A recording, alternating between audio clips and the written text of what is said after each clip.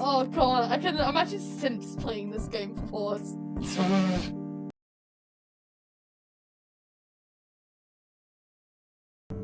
Okay. It's another day summer, with nothing to do, but wait. The schedule is surprisingly clear today. Ford usually has something going on for you to help with, but if not, stands use all the kids do. Who do you want to find? Well, since we're on the Ford route, we'll go on Ford. You pass through the living room and Mabel spots you from her seat at the table. Caspian, I was hoping to see you. Come on, I want to ask you something. Oh no. Mabel points down the table with a raspberry pink colored pencil. Her art supplies scattered across the table, lie across various sheets of paper with brightly coloured doodles on lots of glitter. You see drawings that look across between Barney and Godzilla, a page of puppies and a page of drawing that kind of looks like you. Is that Ford or Stan? Mabel's not finished with it yet, but the telltale jawline gives it away. You sit down on the table across from Mabel and suddenly you get the same feeling you get at a job interview. It's intensified when she pushes her organised chaos of papers aside and steeples fingers over the table surface. Caspian, I'll be frank. I've been trying to find a match for my grunkles for a while, and I've never seemed to get the matches made. Sorry, a match? But it seems like you were pulled from thin air, trapped through a shock and magnet of love. It was a sign of the weak and the maid of the chemistry that shared with him obvious. You know what I'm talking about, right? Ford. Yes, Grunkle Ford's great with Hammer, but he's still guarded. You're the new first person I've seen that actually get interested in. Maybe if you get to know him, you'll see that social interaction is not so hard, and maybe you'll love on the horizon all along. Love. That's a jump to say at least. And anyway, through that you've had the chance to share some quality time with Ford, you still feel like there's a huge part of the story that you're missing. How much do you even know about him anyway? And why do you want to know so much more? Mabel, Ford and I haven't spent much time together. Sure, we shared a couple adventures, but nothing. Adventures are perfect bonding material. I know that firsthand. But you know what will really get the chemistry going? Talking to him. What? No, I'm thinking something more romantic. Hold on, I'm getting an idea. I'll get everything ready, Caspian. You just focus on falling completely and utterly in love. Matchmaking and Mabel is back in the game. Okay, first of all, you matchmade a goat and a pig. What do you mean me and Ford? Well, I'm guessing this is the time to play straight. Just you exit to talk to Mabel, you run into Dipper right outside the living room. It doesn't seem like an accident either. His arms crossed and he's looking at you dubiously. So I heard Mabel's plan. How did you? I just left the room. Well, yeah, words travel fast, and Mabel sends out mass update texts. His definite posture softens a bit. Just tell me one thing. I know my Grunkles can look after themselves, but you promise you won't hurt Grunkle Ford. You can trust me. Okay, Caspian, I'm remembering that. A text notification sounds and Dipper checks his phone. I'll be ready at any time. Do a day with Grunkle Ford! Oh shit. This feels awkward enough. No offense, Caspian. It's just my Grunkle Ford actually going on a day. Do all people even dare? Kinda hard to wrap my head around. I hope Mabel doesn't ask me for help tomorrow. I mean, I have enough trouble trying to dip myself. Mabel goes down from upstairs. Hey, Dip Top, I'm going to need your help tomorrow. Well, never mind. During the next few days, Ford and Dipper get further into the DDMD campaign you left off. You have time to finish Alex out to complement Tyros and Vernon on the team. Dipper tells you the 3-person troop is typically small for DDMD group, but you've been getting the hang of the game, mostly for taking adventures with Forge helpful nudges in the right direction. Notice what's staring at you during the game sometimes, you can't deny that you've been caught doing the same. After you faithful chat with Mabel, you're on edge to wait for her to pull something out of her sleeve. Every time she bursts into a room with fistfuls of crayons, you jump at least a foot in the air. You've been doing your best to pretend that everything's normal, or at least as normal as it gets in Gravity Falls. You venture out into town early today and did some tourist-worthy exploring and run into the Pines family at the Greasy Diner about an hour later. According to a giddy Dipper, an exasperated Ford, a door to another plane has appeared and the fridge has set up food. Post-documentation and inspection are lots of skeptical squinting from Dipper and the compliments from Stan. Ford has suggested they all just wait it out. was gone by the time you got back. You secretly hoped to catch a glimpse, but when you asked Ford about it, he assured you there's nothing special. Only even ranked among the top 10, he said, pushing his glasses up with his nose. Fucking nerds, I'm sorry. Oh my god, I'm so mean.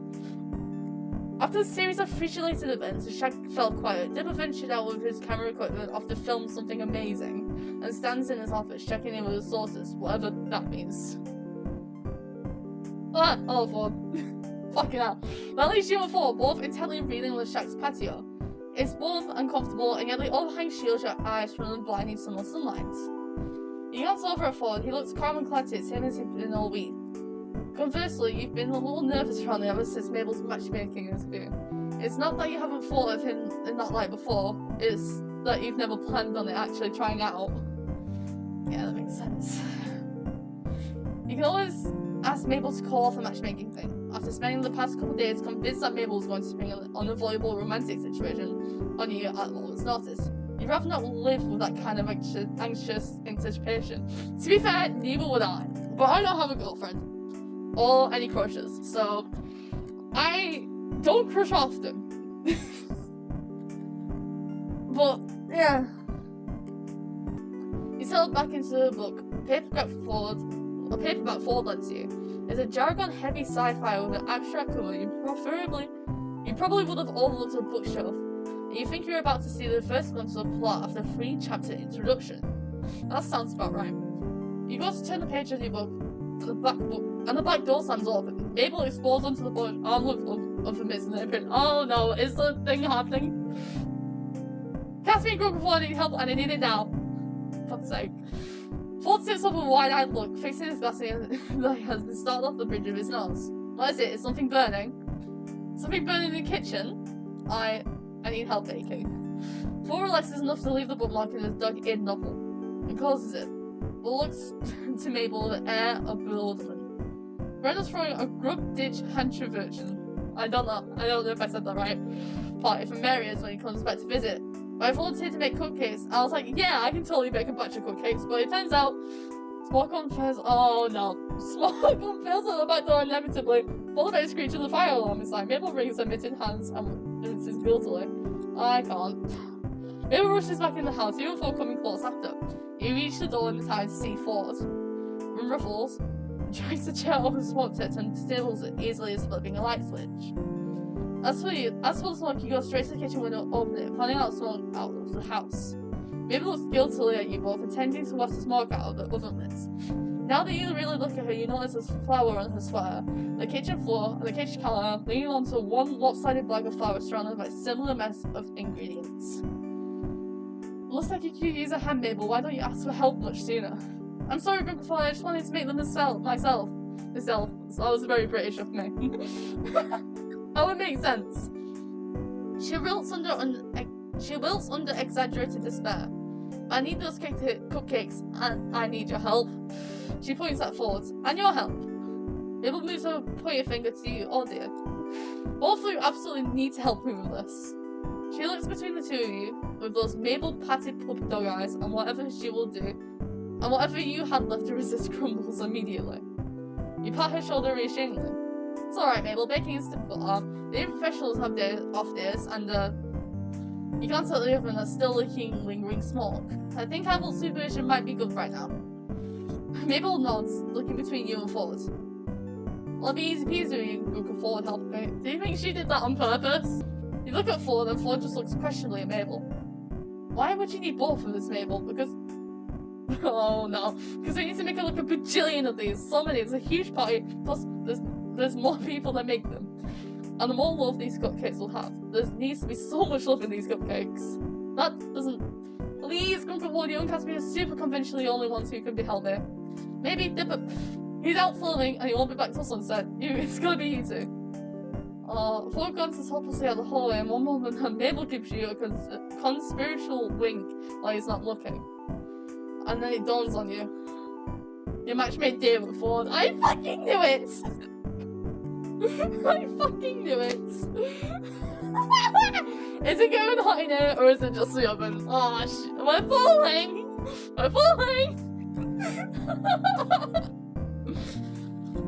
Well, Please go forward. Caspian is already gonna help out, right, Caspian? Yeah, that's what I want.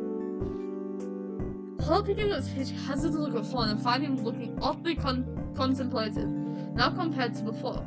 He looks to you for a fleeting moment and catches the corner of his eye, his attention back at Mabel. By the time you register it, Fawn nods at her. Alright, what do we need to do? Yes! Okay, first rule of baking, wear an apron. There's never a wrong time to make a fashion statement. Mabel holds out 2 aprons, one scarlet red and the other white. You have absolutely no idea where Mabel has retrieved these aprons from in the first place, but she's already picked who gets one. The red one is tossed at you, the white one is thrown at Ford. You put it on and look down at yourself. To read, upside down, burn baby burn. Fuck's sake! Fitting across your chest with a picture of a fiery girl beneath it. Fittingly, it smells like it's burning. Paul's apron the green text you don't quite catch, but he looks over his head inside and you can read it clearly. Yeah, I forgot about that. You stipple a laugh as you read. The text is now clear and broad chest. My other oven is a Bunsen. I get it, like a Bunsen burner. The second rule is baking. It's not your recipe. I've got everything, the ingredients, the instructions, the temperature. Ford looks at the counter and picks up a piece of paper. You guess it's the recipe, judging by the frilly looking photos of 3-tiered cake on the back. He scans all the ingredients focused. And the third rule of baking is to forget your recipe. What? That's only if rule 2 doesn't work out. How will it come Ford? I was worried that we'd be short on sugar, but I think we'll make it. Are you switching recipes, Mabel? These ingredients listed here are already on the counter. Mabel laughs loudly and attempts to clap Ford on the shoulder. She only manages to reach his elbow. You suddenly suspect that whatever baked good Mabel has been in the oven earlier was a fabricated failure. That's what I said! He glanced at the stovetop, the open box store-bought cookies sitting on top, confirms your suspicion. Oh, good before you tell the best jokes. That wasn't a joke. Shit. Okay, look. Now we need flour, and I already have that out. Next. Ford lists out the ingredients and Mabel darts around the kitchen, gathering them as he calls them out. Set to work finding utensils Mabel needs, searching through unfamiliar drawers. She points out to you. After opening nearly every cupboard, you come up with an array of measuring cups, 2½ teaspoons, and dented tablespoon. Good enough. How many cupcakes do you need for tomorrow, Mabel? At least 100. Are you fucking kidding? 100? Okay. You give her an undisguised look of incredibility. I don't know if that's how you say it. And Mabel sends back a series of gestures telling you to go along with it, pointing at Ford's full face and mouthing, he bought it. Oh, yeah. Ford doesn't know. Okay, so the recipe makes about 20 to 25. So we need 100. Quadruple would mean times it by 4. So 20 times 4 would be 60. Or 4 times 25 would be like 60 something. I don't know. Quintuple. 20. Oh, quintuple. Exactly, that's what I was thinking. If we play our cards right, we can get the exact of 120. We can full use a cupcake pan each time. I'm a fucking idiot. You're bewildered that Ford doesn't question the quantity. Instead, he started to factor in how many acceptable cupcake pans he can find in the cupboards, grumbling as he searches through the cans and foods all over bakeware. Oof, when was the last time Stanley... Ah, there they are. Looks like the one we have is rusted, and the one that hasn't. Cassian can get the pan that's already in the oven, we can manage to clean it. Uh-oh. Definitely uncleanable. It's totally burnt. Batter everywhere. Caspian... Oh, can you... Oh, it's because it's a failure. Okay. Mabel makes a gesture to spoil evidence of baking failure, and you wince but not. As soon as you have a chance while Ford's back is turned, you open the oven, grab whatever's inside with the oven in, and rush outside to drop it in the trash Mabel put around the shack. It turns out to be a couple of store-bought cookies dropped to the muffin pan and left to burn to a crisp. You shake the cookies down to the trash, leaving leaving you with a still hot but perfectly serviceable pan. Okay, take the pan back and call it a miracle. Leave the pan here and back up Mabel's claim. What do I do? I'm guessing we back up Mabel's claim. I hope you return to the kitchen. Okay. Yeah, the pan was definitely not salad or computer toss. Ford chuckles, and when he turns back to the recipe, Mabel gives you a winning smile and 2 thumbs up. You see that Ford has brought a mixing bowl out while you were gone, and wiped away most of the excess flour from the counter. He settles back into roll a recipe reader now that you're back. I've already turned down the oven to the correct temperature. Mabel notably didn't look sheepish in the slightest, still grinning from the front of the mixing bowl. So the next step is to add butter. I'll measure it out. And you'll silence Reuben. Mabel measures the ingredients and tosses them in. Ford reads out the recipe, pausing occasionally to balance out Mabel's triumphant method of throwing ingredients into a bowl. He makes everything into a suitable batter. 2 ingredients later, you notice Ford roll up sleeves up to his elbows as he works. You could use a sight of him like this. You can get used to the sight of him like this. Oh no. You notice Ford returning to your stare until he clears his throat. Apparently your ogling lasted just a moment too long. Caspian? Yeah. I just added the first cup of flour, you can stir it now. Oh, right. Ford adds another cup of stirring ingredients together, trying to ignore how red your face feels. Oh no. Oh, look at you two making so much together. It's like he needs me to be perfect. Mabel, you're going to blow this. You know she's talking about matchmaking, but Ford doesn't take it that way. That's not entirely accurate. You're an essential member for our baking trio. After all, who else is creative enough to come up with an unifying theme of all these cupcakes? To be fair, yeah, she is quite creative, so I'd assume she's made all the themes for the cupcakes for this birthday party or whatever it is. You're right, I haven't thought about that yet. We will stand in the chair next to Ford to reach the counter, hops up to the edge and sits to the edge of the counter. Lovely doubly, or lovely doubly. Yeah, I can't decide. While Mabel looks at Alec with creative genius, Ford scoops out the last cup of flour, going to wipe the excess back in the bag with a finger. Wait, I had the perfect idea. She lifts her arm out in triumph and promptly sends Ford a headed cup of flour flying. For fuck's sake. Ford fumbles to catch it, but ultimately fails. The cup, along with the bag, fall into the mixing bowl, sending a mushroom cloud of flour into your faces. Brilliant.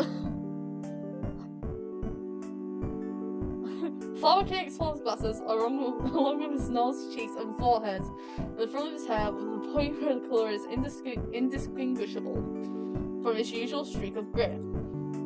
Mabel, thankfully sitting beside the purchase counter, only got half covered in the explosion of flour, even though she already got various spots of flour all over her sweater. Oops. That's okay, Mabel. Here, take this and dust off the flour. Mabel attempts to brush the flour off his sweater, and Ford takes off his glasses, blowing puffs of white from the lenses and wiping them clean with the hem of his turtleneck. I didn't know that was what it's called. He manages to clear most of the flour off his skin, but you missed the spot. Ford, it's fine, I've many messy adventures in my time with a bit of flour. It's not, that, it's, Oh no! We could do it ourselves, so it could be so we could get our romantic meter up. What are you going to do about this matter? There's still a lot of flour in your hair. Brush his hair out yourself.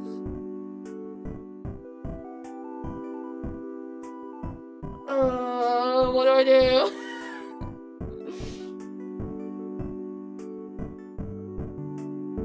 You reach over to brush it out, Ford leans unconcernedly back. Excuse me? Your hair is covered in flour too. Sorry, I was trying to help you out for that. I'll take care of that later. For now, let's figure out what oh shit, I fucked it, chat. Shit. Before you take one and stir this acetone on the counter. Looks like the only thing to do now is guess how much flour is added and the scale to the amount of the rest of the ingredients to match it. I was going to start all over. That's a brilliant idea, Caspian. Let's do it. Mabel, do you have another bowl for this operation? Good thing I found this mega big bowl for mixing. Fucking hell, Mabel, how many bowls do you have? Mabel presents a vessel most akin to a tub mixing bowl. It's clean, though and forward transfer the batter over. Good call, Mabel. Are you secretly psychic? Nope. There's a little thing I like to call the power of Mabel. Fair. She does like exaggerated jazz hands, shaking more flour off in the process. The three laugh before beginning to pause flour mission. Due to the mishap, you now need 4 times the other ingredients to match the flour that you put up to the bowl. An inconvenience, but not impossible. As you measure out more sugar, you spot forward adding the bowl, cracking 2 eggs at a time in each hand.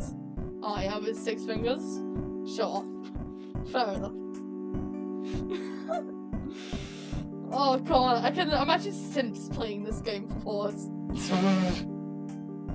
The kitchen is quiet during the bustle of measuring, adding, and remixing, but after a couple of minutes, Mabel sighs. What's up, Mabel? I don't know, Casimir, it feels silly to talk about. Nothing's too silly, well, this gross statement. But the point, we're willing to listen. Well, Grendel and Marius are throwing a party on Marius' New York, right? You have no idea however these people are, but you play along for Mabel's sake, yeah. And they're really getting out the romance sound. Grendel even told me that they kissed. Oh, fuck. Formally gives you a mild amusement. You have to amp up the erection, John. They did not. They did so, can you believe that? I seriously cannot believe that. I can't believe I'm playing around with it. Full looks lost as you continue to mix the batter together. I'm really happy with Grendel, I am, but sometimes I feel a little jealous. Grendel's like one of my best friends and I don't get why I can just be happy for her without feeling this way. Everyone feels like sometimes. All you can do is try your best to stay positive for her, even if you feel a little bitter inside. And just know that eventually this feeling will pass. Really, everyone gets their way, even with friends. It doesn't mean you're a bad friend or anything. She pauses. Thanks, Caspian. Anyway, if this is about the romance, Mabel, you're only a teenager, you feel like you're watching your friends get married and settle down so quickly. That doesn't start happening until you're like 25. You're a wonderful girl, you're smart and pretty, you can probably make a mean batch of cupcakes. I know whoever you end up loving will be lucky to have you. The perfect relationships will come your way in time. Mabel seems bright and she smiles back at you aggressively. Then she looks and thoughts. Getting married. On the ones whom I know will get married. Fuck's sake. She's not specific, but Ford pointedly coughs into his fist. Wait, we need to make these cupcakes extra special before we can bake them. I thought they already were. Weren't we going to split these into 3 parts, add food coloring and marble them in? No, that's just special. I'm thinking extra special. I'm thinking explosion rocks. Oh, like the what's it called? Pop rocks. You mean the tiny candy that makes your mouth full tingling? Exactly. I'm going to go grab my supply. Mabel dashes out to get a candy, leaving you and Ford alone in the kitchen. Oh my god, the art is so cool. Normally you'd expect the atmosphere to turn awkward, but you find yourself anticipating something instead and you give Ford a smile. Good job calculating now how many of these salvage cupcakes. Ford laughs sitting back in the counter. I just eyeballed it and just based on the batters apparently philosophy, no calculation involved. And well, I can only let out the whole work go to waste after you suggested salvaging it. I don't get it. You wanted to start over. Well, I had a whole plan in mind. We were going to quintuple the recipe and now it's more like octuple. The thing is, I think this was a better route to take. Now I think it's about it. That was the last of our flour. Well, damn, selling this flour pancakes for this week. Will you take cupcakes for breakfast instead? I think we're gonna have plenty extra. Knowing him, I think he probably would. I'm back. Alright, let's add these puppies in to make some cupcake magic. Lettuce. You and Ford start helping Mabel decount the explosion rocks into the batter. Ford glances at you, shake the last packet into the bowl. Both of you know that the consumers of the cupcakes will be unpleasant surprised from them exploding in their mouth, especially since the multicolored candy makes the batter look like an unassuming funfetti cupcakes. I quite like it funfetti cupcakes. Not cupcakes. Fuck's sake. Then it's time to split the batter and marble them into the pan. The 3 colours, marble chose are deep purple, blue and pink, which she says ties in perfectly with her theme. I don't remember the colours. So, are you going to tell us what the theme is yet? Nope, let's get these in the oven. could the theme be like? I was gonna say it sounds like bi, but also not the bi flag. 4 pixels of pan 6 in the oven to bake. There's still plenty of bell air in the mixing bowl. You barely skip the service of the first batch. You will forward share another look. Alright, it's time for the best part. Frosting. What kind do we have? It's not what kind do we have, it's what kind we're making. Mabel represents another recipe card. Oh jeez. Thankfully the frosting is easier to make than the batter.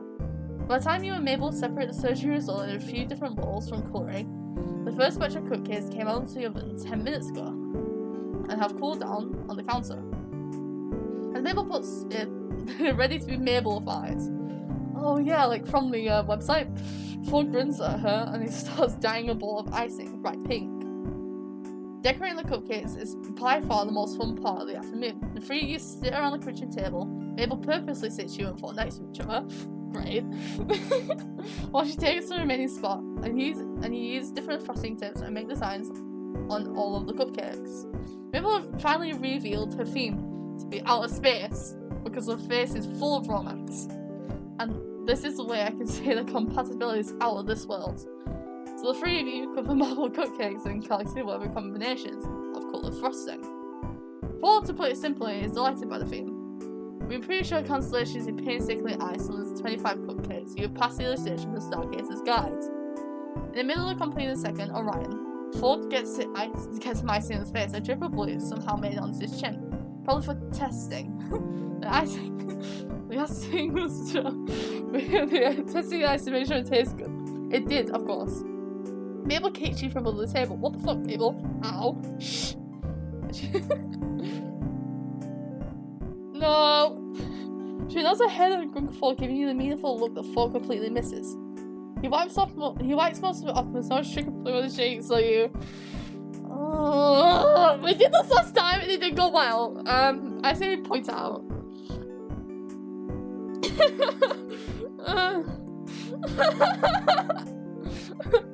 Fuck's sake. Mabel watches you both expectantly, but you aren't sure how to guts to do what she wants to happen.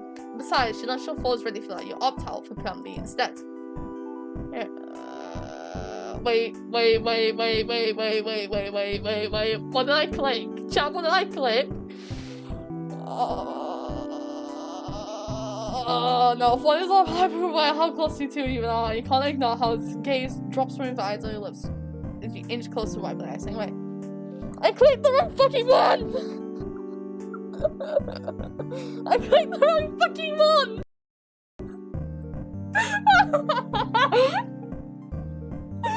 Alright, got it. Shit.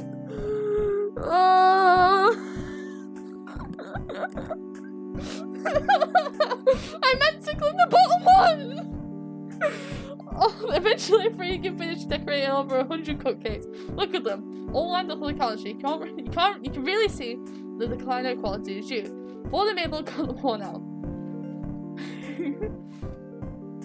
Oh yeah, you can see the decline quality as you, Ford and Mabel got worn out. The last few have frosting solid colours, with a handful of star-shaped sprinkles on top. I can't believe we're finally done. Yes, I can't believe I'm saying this, but I think we've had enough of nice gets on the last beats for the rest of the week. Oh, but we're not done. Oh, for fuck's sake. Mabel sounds about as peppy as she has all day, even though she must have been as tired as you thought. There's just one last thing to do. Clean up, because we have a huge mess here. No going forward, more important than that. More urgent and most desperately needed. Ford looks perplexed. What could that be? The glitter? Oh no, this is going to cause even more of a mess. Mabel pulls out a sizable tub of blue edible glitter that has been sitting on the back of the corner of the counter for you're guessing the whole afternoon. You've been there. Unscrewing the lid reveals the sparkling shiny contents. Each of you grab handfuls of glitter, sprinkle liberally on each of the cupcakes. The only person who seems to be hesitating is Ford, who seems to be stopping at the glitter ingredients in order to keep his earlier icing clear. Clear glitter. Ah, great. Mabel always comes in after him though. He fills in the blanks so the whole thing sparkles. Soon enough, the tub is nearly left empty. Great, all these are for the party. Except this one's for Dipper, and this one's for Grumpy Sam, and this one's for Waddles. Mabel puts the expectations aside. And in the end, the three of you grab a cupcake each. As a reward for the afternoon of hard work, you tap them together as pursued toast and absolutely devour them. The cupcake tastes odd. The last one's making it amazing. It's probably the explosive rush you can detect. The faint spice of love and adoration. It's good. It's not perfect. Cupcake.